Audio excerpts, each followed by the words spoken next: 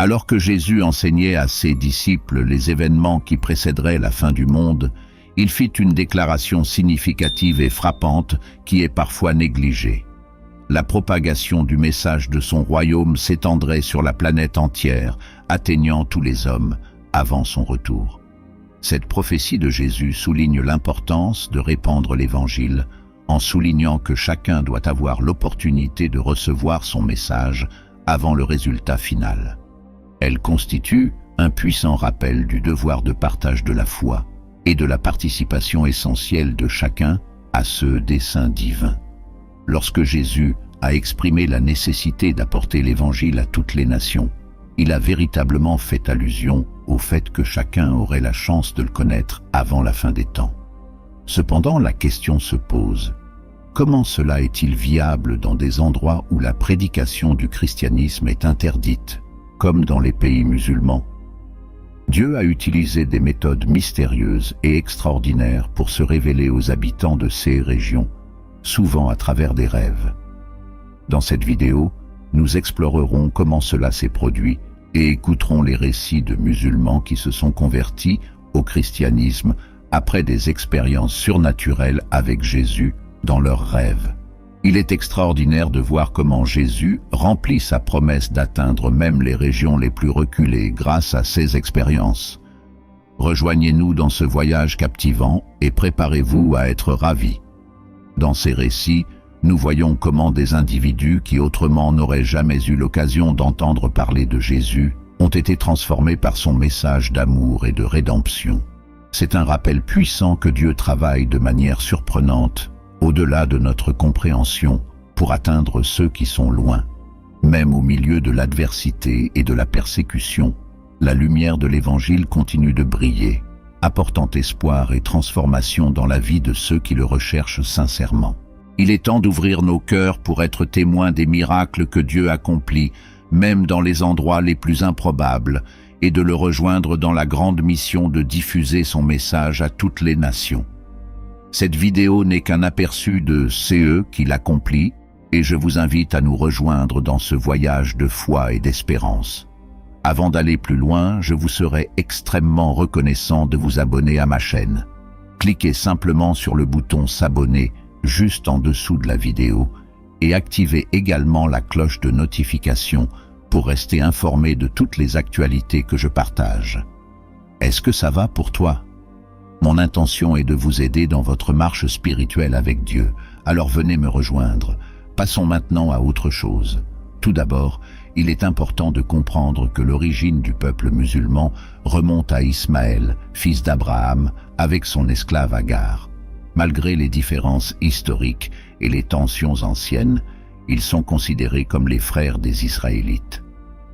Un autre point crucial est que les musulmans reconnaissent Jésus, fils de Joseph et Marie, comme un grand prophète, mais ils ne le considèrent pas comme le Fils de Dieu, le Messie envoyé au monde pour racheter ceux qui croient en lui du péché et de l'enfer.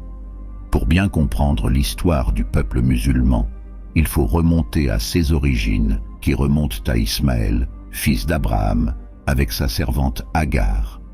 Malgré les complexités et les tensions historiques qui imprègnent ces relations anciennes, il est important de souligner que les musulmans sont considérés comme des frères des Israélites, partageant une ascendance commune. Un point fondamental à souligner est le regard des musulmans sur Jésus, reconnu comme un grand prophète, fils de Joseph et de Marie. Cependant, contrairement à la croyance chrétienne, ils ne le considèrent pas comme le Fils de Dieu, ni comme le Messie envoyé pour sauver l'humanité du péché et du châtiment éternel.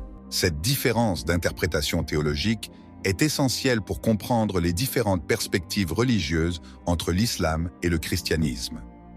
Pour les musulmans, Jésus est un prophète important et ils croient qu'il reviendra à la fin des temps.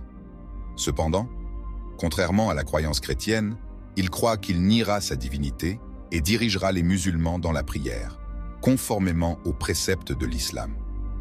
Ils croient également à la défaite de l'Antéchrist, appelé Dajjal dans leur culture, et à l'établissement de la paix sur terre, avec toutes les religions monothéistes vivant en harmonie. Pour les adeptes de l'islam, Jésus joue un rôle important en tant que l'un des prophètes les plus importants, et ils attendent avec impatience son retour à la fin des temps. Cependant, il est crucial de comprendre que, contrairement à la foi chrétienne, les musulmans croient que Jésus ne se proclamera pas divin. Au lieu de cela, il sera un chef spirituel qui dirigera les musulmans dans la prière, en suivant les enseignements de l'islam. De plus, les musulmans croient en la défaite de l'Antéchrist, connu sous le nom de Dajjal dans leur tradition. Ils anticipent une période de paix et d'harmonie sur terre après cette victoire, où toutes les religions monothéistes coexisteront pacifiquement. Cette vision de l'avenir reflète l'espoir d'un monde où les différences religieuses ne sont pas un motif de conflit, mais plutôt d'unité et de coopération. Maintenant, avec cette compréhension, je voudrais souligner que de nombreux musulmans ont rapporté des expériences où le Christ se révèle véritablement à eux à travers des rêves. Ce phénomène suscite un intérêt croissant et favorise des changements significatifs dans les perceptions religieuses de nombreux adeptes de l'islam. Cette différence d'interprétation théologique est essentielle pour comprendre les différentes perspectives religieuses entre l'islam et le christianisme. Pour les musulmans, Jésus est un prophète important et ils croient qu'il reviendra à la fin des temps. Cependant, contrairement à la croyance chrétienne, ils croient qu'il niera sa divinité et dirigera les musulmans dans la prière, conformément aux préceptes de l'islam. Ils croient également à la défaite de l'Antéchrist, appelé Dajjal dans leur culture, et à l'établissement de la paix sur terre, avec toutes les religions monothéistes vivant en harmonie. Pour les adeptes de l'islam, Jésus joue un rôle important en tant que l'un des prophètes les plus importants, et ils attendent avec impatience son retour à la fin des temps. Cependant, il est crucial de comprendre que, contrairement à la foi chrétienne, les musulmans croient que Jésus ne se proclamera pas divin. Au lieu de cela, il sera un chef spirituel qui dirigera les musulmans dans la prière, en suivant les enseignements de l'islam. De plus, les musulmans croient en la défaite de l'Antéchrist, connu sous le nom de Dajjal dans leur tradition.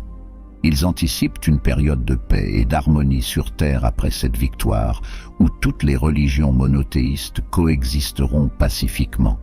Cette vision de l'avenir reflète l'espoir d'un monde où les différences religieuses ne sont pas un motif de conflit, mais plutôt d'unité et de coopération.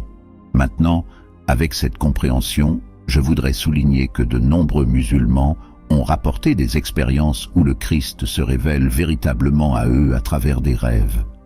Ce phénomène suscite un intérêt croissant et favorise des changements significatifs dans les perceptions religieuses de nombreux adeptes de l'islam. Il est donc important d'être conscient de ces manifestations divines, car elles peuvent représenter un chemin vers la réconciliation entre les différentes traditions religieuses et vers une compréhension plus profonde du message d'amour et de rédemption du Christ. C'est l'occasion d'unir des personnes de confessions différentes sous un même objectif de paix et de fraternité. Cela se produit pour deux raisons très importantes qui méritent notre attention et notre compréhension. Premièrement, il est crucial de comprendre que l'une des principales raisons de cette situation est la persécution qui sévit dans de nombreux pays, comme nous en avons été témoins. La persécution est une réalité douloureuse pour ceux qui choisissent de ne pas suivre l'islam. Dans de nombreux endroits, lorsque les gens décident de se convertir au christianisme, ils sont confrontés à une série de défis sérieux. Leurs biens sont confisqués, leurs familles sont perturbées et ils sont soumis à des mauvais traitements. Dans certains cas extrêmes, ces personnes sont même arrêtées et condamnées à mort, tout cela en raison de leur foi. Deuxièmement, il est important de souligner que les musulmans attachent une valeur très importante aux rêves dans leur vie spirituelle.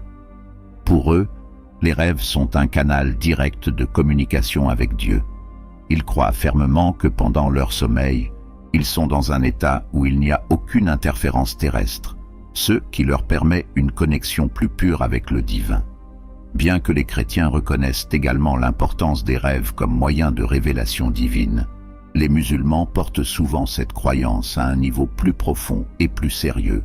Il est essentiel de comprendre ces deux facteurs cruciaux pour bien comprendre la situation. Maintenant, Permettez-moi de partager quelques récits étonnants dans lesquels Jésus-Christ, selon les témoignages musulmans, est apparu en rêve, transformant radicalement leur vie et leurs croyances. Un exemple notable est le cas de Karim Al-Aki, un ancien extrémiste islamiste. Karim a grandi dans une atmosphère qui prônait le djihad, ou la guerre sainte.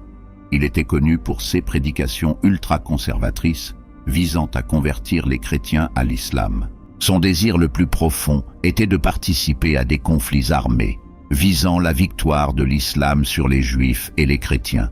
Sa vie prend une tournure extraordinaire lorsqu'il fait l'expérience d'une rencontre révélatrice dans un rêve. Dans ce rêve, Karim prétend avoir vu Jésus-Christ dans toute sa gloire et sa bonté, lui parlant directement. Cette rencontre divine a complètement transformé sa perspective et sa vie.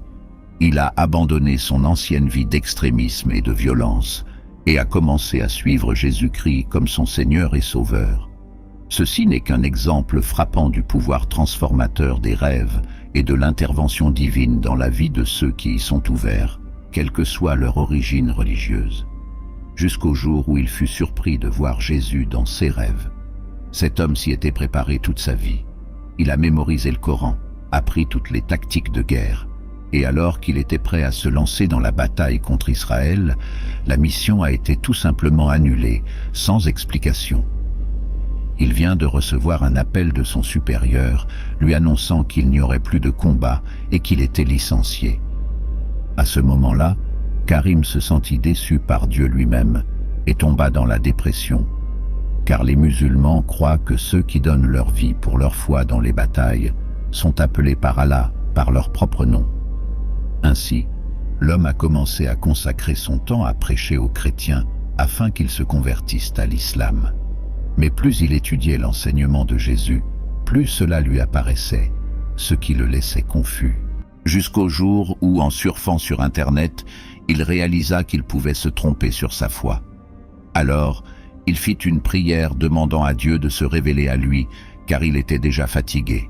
Il a dit « J'ai levé les yeux vers le ciel et j'ai dit « Tu es si grand pour moi que je ne peux pas te trouver. S'il te plaît, fais quelque chose. Je suis trop petit pour toi. Fais juste quelque chose, trouve-moi. Ce n'est pas dur pour toi si tu es là. » Cette même nuit, cet homme dormit et dans ses rêves, il fut poursuivi sur un très long chemin plein de branches et d'épines, parce que des hommes voulaient le tuer. Puis, à la fin, il trouva un homme qu'il ne reconnut pas. Il a crié à l'aide, et cet homme lui a tendu la main, lui a touché l'épaule et l'a sauvé. Il comprit alors que c'était Jésus. Alors le Christ lui dit « Il est temps pour toi de me suivre. » Cet homme s'est réveillé effrayé, pensant qu'il s'agissait d'une hallucination. Alors, il a demandé à Dieu de venir à lui une fois de plus, si c'était vraiment vrai, et c'est ce qui s'est produit. Il a fait le même rêve dans les moindres détails. Mais, comme il était très attaché à l'islam, il défia une nouvelle fois le Seigneur. Et la nuit suivante, ce fut la surprise. Regardez ce qu'il a dit. Je pensais qu'il ne reviendrait pas, mais il l'a fait. Et cette fois, il m'a regardé profondément dans les yeux et m'a dit « Je ne te l'ai pas dit. Je ne t'ai pas dit que c'était ton est-il temps de me suivre. » Et à partir de ce jour, il s'est consacré à en apprendre davantage sur qui est Jésus, s'est fait baptiser et a connu de profonds changements dans sa vision du monde et aussi dans son cœur. Il a trouvé le véritable amour, a surmonté la persécution due à sa conversion et a commencé à partager son témoignage, parlant du salut par le Christ à d'autres musulmans. Troisième cas surprenant. Jésus apparaît à 200 musulmans dans la bande de Gaza. Cette même nuit, comme chacun le sait, Israël est toujours en guerre contre le Hamas, un groupe terroriste qui contrôle la Palestine et veut détruire la nation élue. Et les Palestiniens qui professent la foi islamique en ont beaucoup souffert. Fin 2023, alors qu'un groupe de chrétiens aidait les Palestiniens vivant dans la bande de Gaza, un véritable miracle s'est produit. Ce geste surnaturel a été témoin du pasteur Michael Lecona, professeur de théologie à l'université de Houston et président de Rise Jesus Ministries. Selon Michael, Dieu travaille au milieu de la guerre. Le 10 novembre 2023, le ministère des chrétiens apportait une aide humanitaire aux parents palestiniens qui ont perdu leurs enfants à la guerre et partageait le message d'espérance de l'évangile du Christ. Et une fois que ces personnes furent en sécurité, nourries et vêtues de vêtements propres, les missionnaires commencèrent à leur lire la Bible, en se concentrant sur l'amour et le salut qu'offre Jésus. Ensuite, le mouvement de Dieu s'est produit. Parmi les musulmans, un grand miracle s'est produit. Cette même nuit, Jésus est apparu à plus de 200 d'entre eux en rêve. Le lendemain matin, tout le monde est revenu vers nous pour nous raconter ce qui s'était passé et en apprendre davantage sur la parole de Dieu, et ils nous demandent comment suivre Jésus. C'est ce que rapporte le pasteur. Regardez quelle chose merveilleuse, mes frères. Malheureusement, beaucoup d'entre nous ont une vision erronée des musulmans et des personnes d'autres religions, comme s'ils étaient nos ennemis. Mais ce n'est pas vrai. Ils ont également été créés par Dieu, et tout comme vous et moi étions spirituellement aveugles, eux aussi pourront un jour avoir les yeux ouverts sur la vérité et être libérés par Jésus. Alors, quand vous allez parler à Dieu aujourd'hui, mettez ces personnes dans vos prières. Demandez au Seigneur de se révéler à eux, que ce soit à travers des rêves, des visions, des révélations, ou à travers les missionnaires chrétiens qui sont dans ces pays si fermés à notre foi. Ils ont abandonné beaucoup de choses dans leur vie pour proclamer l'évangile de Jésus à ces gens. Je voudrais donc vous encourager à garder ces personnes dans vos prières, en demandant la protection divine contre la persécution et les injustices que de nombreux extrémistes religieux infligent aux missionnaires et aux pasteurs. De plus, si vous êtes en mesure d'aider autrement que par la prière, je vous suggère de rechercher les ministères chrétiens engagés à apporter le message du Christ dans ces domaines. Un exemple est le ministère Portes Ouvertes, qui réalise un travail important, et vous pouvez contribuer financièrement si vous le souhaitez. N'oubliez pas que même une petite contribution peut faire une grande différence dans l'œuvre consistant à gagner des âmes pour Christ. Il est passionnant de voir comment Jésus s'est révélé en rêve à tant de personnes, y compris à de nombreux musulmans, montrant que le retour du Seigneur est proche. Amen. Si cette vidéo vous a touché, pensez à la partager avec vos amis et votre famille, et n'oubliez pas de vous abonner à ma chaîne pour plus de contenu comme celui-ci. Je t'attendrai dans la prochaine vidéo. Que Dieu vous bénisse abondamment.